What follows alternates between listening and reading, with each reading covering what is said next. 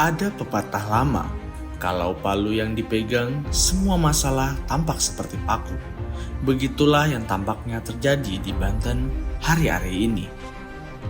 Sebuah insiden kecil di SMAN 1 Cimarga, seorang siswa kedapatan merokok. Seorang kepala sekolah menegur dengan keras, kabarnya menampar, berkembang menjadi drama besar di tingkat provinsi. Belum sempat fakta ditelusuri, belum sempat pihak sekolah atau dinas memberi laporan utuh, sang kepala sekolah sudah dinonaktifkan atas perintah wakil gubernur. Cepat? Ya, tepat. Itu yang patut dipertanyakan. Wakil Gubernur Banten Ahmad Dimyati Natakusumah yang barangkali sedang ingin menunjukkan diri sebagai pejabat yang sigap dan berperasaan, langsung menuding kepala sekolah tidak memiliki kecerdasan emosional. Ironisnya, keputusan menonaktifkan seseorang tanpa dasar fakta utuh dan tanpa memberi waktu bagi penyelidikan justru merupakan contoh telanjang dari ketiadaan kecerdasan emosional itu sendiri. Kecerdasan emosional bukanlah perkara cepat marah atas tampilan atau tersentuh atas berita viral. Ia soal kemampuan menahan diri, membaca konteks, dan memutuskan dengan kepala dingin. Di sini yang terjadi justru sebaliknya. Pemimpin daerah yang impulsif, yang bereaksi bukan berdasarkan data, melainkan dorongan popularitas sesaat. Padahal, kasus seperti ini seharusnya bisa menjadi ruang pendidikan publik, bukan hanya bagi siswa, tapi juga bagi pejabatnya. Kepala sekolah menegakkan aturan yang jelas, larangan merokok di lingkungan sekolah. Apakah tindakannya salah? Jika iya, maka ada mekanisme etik dan administratif yang bisa menilai. Namun menghukumnya tanpa proses adalah menegakkan moral dengan kemarahan, bukan dengan keadilan. Lebih parah lagi, gelombang simpati justru muncul dari arah yang tak disangka. Banyak perusahaan dikabarkan memblacklist alumni SMAN 1 Cimarga karena dianggap tidak disiplin, tak menghormati otoritas sekolah. Ini efek domino yang mengerikan. Satu keputusan gegabah pejabat publik melahirkan stigma sosial bagi ratusan siswa yang tak tahu apa-apa. Dan ironinya, semua bermula dari seorang pemimpin yang ingin menegakkan moral secara instan. Dalam dunia manajemen modern, pemimpin impulsif biasanya ditempatkan di ruang evaluasi, bukan di kursi kendali. Karena pemimpin yang tidak mampu menahan diri di saat krisis sama berbahayanya dengan pilot panik ketika lampu kokpit berkedip.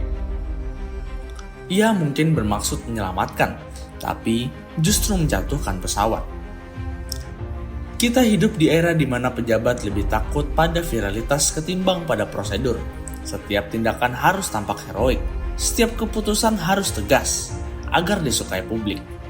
Tapi ketegasan tanpa kebijaksanaan hanyalah berbentuk lain dari kegagalan berpikir.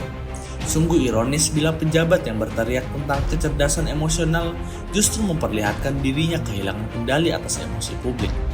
Masyarakat tentu punya hak untuk menilai dan mengevaluasi pemimpinnya. Sebab dari reaksi terhadap hal kecil, kita bisa membaca karakter kekuasaan. Apakah kekuasaan itu mendidik atau sekedar memamerkan otot?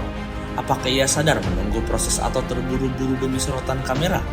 Kasus Cimarga seolah membuka topeng birokrasi Banten yang rapuh, lebih sibuk menjaga citra ketimbang memperbaiki sistem. Apakah kepala sekolah itu malaikat tanpa celah? Tentu tidak.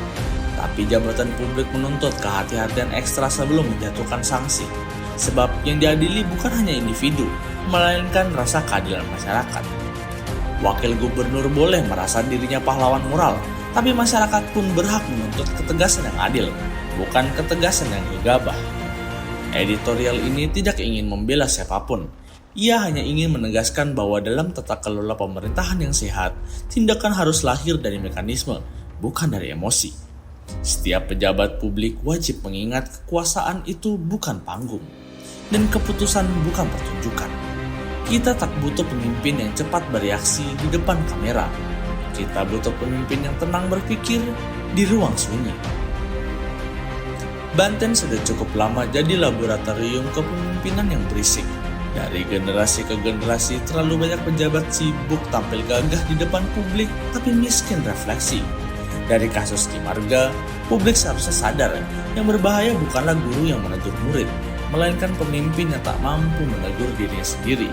Sebab Kekuasaan tanpa kedewasaan hanya menghasilkan kebijakan yang memukul sembarangan dan selalu seperti hukum alam. Pukulannya akhirnya berbalik ke arah penguasa itu sendiri. Jika seorang kepala sekolah bisa disingkirkan karena satu tindakan yang masih perlu diuji kebenarannya, maka wajar jika masyarakat menuntut ukuran yang sama terhadap pejabat yang mengambil keputusan tanpa pertimbangan. Bukan karena dendam, tapi karena keadilan seharusnya berlaku simetris. Siapapun yang bertindak tanpa kecerdasan emosional harus dievaluasi. Banten tidak akan maju dengan gaya kepemimpinan yang bereaksi seperti refleks lutut. Yang dibutuhkan adalah ketenangan berpikir, bukan ketegasan yang meledak-ledak. Karena di negeri yang sudah terlalu banyak api, yang kita butuhkan justru pemadam, bukan penyulut.